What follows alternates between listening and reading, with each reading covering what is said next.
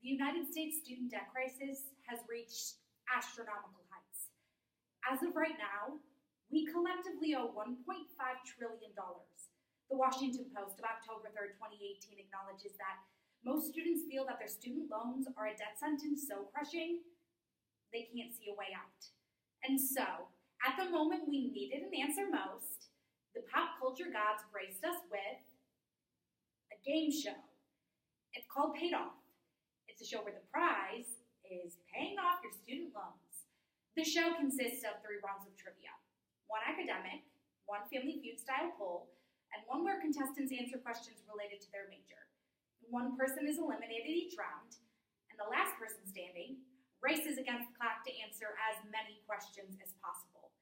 Market Watch of August 28, 2018 argues that the existence of the show is just the latest evidence that student debt is now part of the popular zeitgeist. It's the first popular culture phenomenon where student debt is not an ancillary plotline, but at the center of the action, making us say both, where do I sign up? And what's wrong with this picture? And so we ask, what is going on rhetorically that makes the show Paid Off both alluring and off-putting to an audience?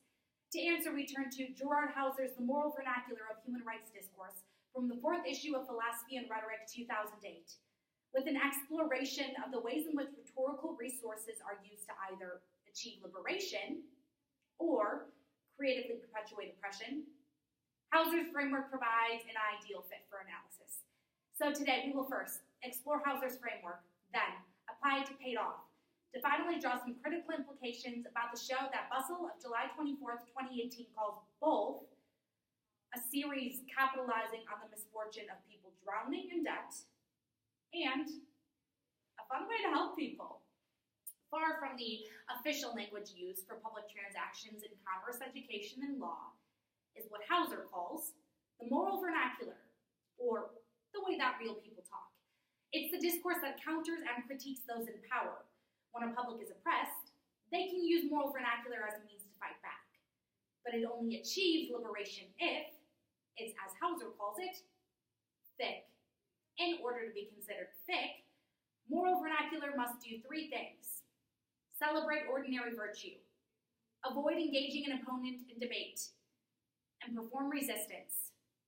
First, Hauser asserts that ordinary virtue's only goal is to preserve dignity and ensure membership in the human race, not to enter history. Its heroic counterpart, on the other hand, thin moral vernacular, awards an individual for acts of courage and patriotism. Take, for example, the Olympics. Despite countless ethical atrocities the Games have harbored, honor and glory are still inscribed onto a select few. Second, thick moral vernacular must avoid engaging an opponent in debate. Instead of using the language of governance, the state is disarmed, and the rhetoric can directly address those in need of liberation, the only relevant audience. For example, Nelson Mandela's "This Struggle Is My Life" ignores apartheid leaders, instead appealing directly to other revolutionaries, making it thick. Third, thick moral vernacular must perform resistance by not normalizing state authority. Thick moral vernacular can disarm any mechanism that encourages obedience, because the vernacular can't even be understood by the state. It's kind of like a secret discourse of the oppressed. For example, slaves in the American South may have used a thin vernacular when speaking to their masters in public spaces, but when in churches and slave quarters, they used a thick vernacular of identity and resistance. With Hauser's framework in mind, let's analyze the moral vernacular of Paid Off. First, thick moral vernacular would celebrate ordinary virtue. The show desperately wants to critique the student debt system and claims to want to offer relief to those burdened by it, but instead elevates just 3 contestant heroes each episode with a task that is anything but ordinary. And just 1 winner proves themselves worthy of any real debt relief. But the thing is, the money exists. There is no doubt that True TV, a multi-billion-dollar cog and a huge media conglomerate, can pay off the debt of every single contestant on the show and then some. But instead of responding to student debt like a public crisis that is actively keeping millions of people from living lives of dignity and security. Paid off does the opposite. Second, thick moral vernacular must avoid engaging an opponent in debate. No such luck for Paid Off. The show directly engages its opponent in debate, and it does so using the most ordinary of tactics. A simple phone call. At the end of the first round in each episode, the host, Michael Torpy, invites the eliminated contestant to take action. Provided you go into our audience here, use our direct-to-Congress telephone. Call them up right now and tell them what they need to be doing differently about this situation. Give them a piece of your mind, John. It cuts to commercial without showing the phone call or offering any tangible policy advice. Third, thick moral vernacular would perform resistance. Look, I've seen every episode of the show, and true TV does nothing to address the dimensions of privilege, oppression, and power that keep the system the way that it is. Their closest attempt is a vague call to Congress telling them to do something about the situation. But what is the situation? What can we do about it? Paid Off doesn't have the answers. At the end of the episode, the host invites an audience member to read the super depressing fact of the week, like, according to Forbes, on average, women in college have initial student loan balances that are 14% higher than men's. Tragic. Yeah, it kind of makes you a little pissed off, right? Makes you want to punch a wall. I wouldn't mind. Well, you know what? Today we're playing Punch the Wall. Let's do it. and that is where this resistance ends. So let's return to our question. What is going on rhetorically that makes the show Paid Off both alluring and off-putting to an audience? Because it does not celebrate ordinary virtue. It directly engages its opponent in debate, and it does not perform resistance. It is a thin moral vernacular. It's a sadistic attempt to approximate human rights advocacy, but it's not thick enough to actually effect any liberation, leaving us with a bad taste in our mouth and two implications. First, the show structure reifies one important misconception, that all student debt is created equal.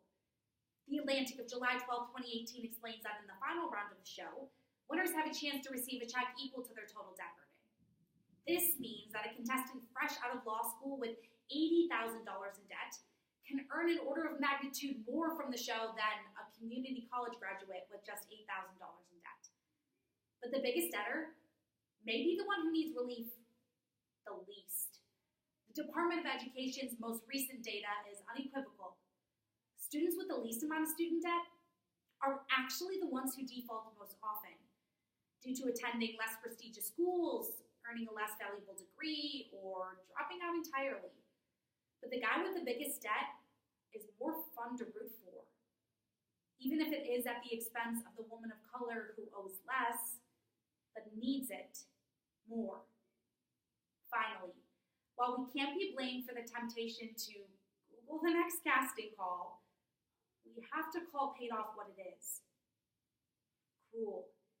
It dangles the golden carrot of debt forgiveness in front of desperate contestants just moments before snatching it away. And what's worse, the show makes winning look relatively easy while making it exceedingly difficult to actually receive any real debt relief, emulating the very system it claims to critique.